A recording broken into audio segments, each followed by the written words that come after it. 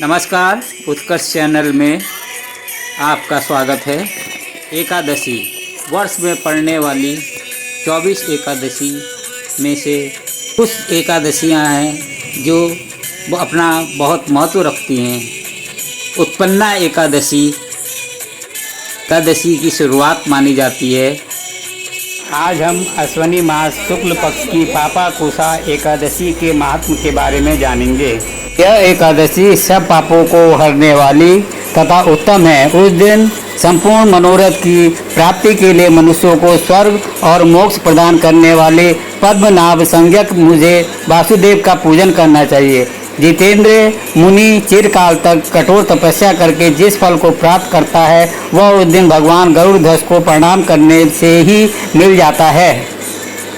पृथ्वी पर जितने तीर्थ और पवित्र देवालय हैं उन सब के सेवन का फल भगवान विष्णु के नाम कीर्तन मात्र से मनुष्य प्राप्त कर लेता है। जो सारंग धनुष धारण करने वाले सर्वव्यापक भगवान जनार्दन की शरण में जाते हैं उन्हें कभी यमलोक की यातना नहीं भोगनी पड़ती है।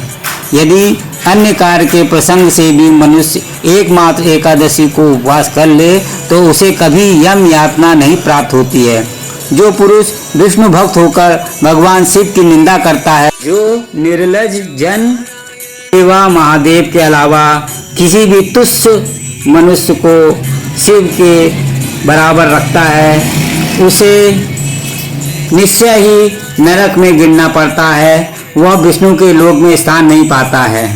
इसी प्रकार यदि कोई शैव या पाशुपत होकर भगवान विष्णु की निंदा करता है तो वह घोर रौरव नरक में डालकर तब तक पकाया जाता है जब तक कि 14 इंद्रों की आयु पूरी नहीं हो जाती है। यह एकादशी स्वर्ग और मोक्ष प्रदान करने वाली, शरीर को निरोग बनाने वाली तथा सुंदर स्त्री, धन एवं मित्र देने वाली है। राजन, एकादशी के दिन में उपवास और रात्रि में जागरण करने से अनायास ही विष्णु धाम की प्राप्ति हो जाती है।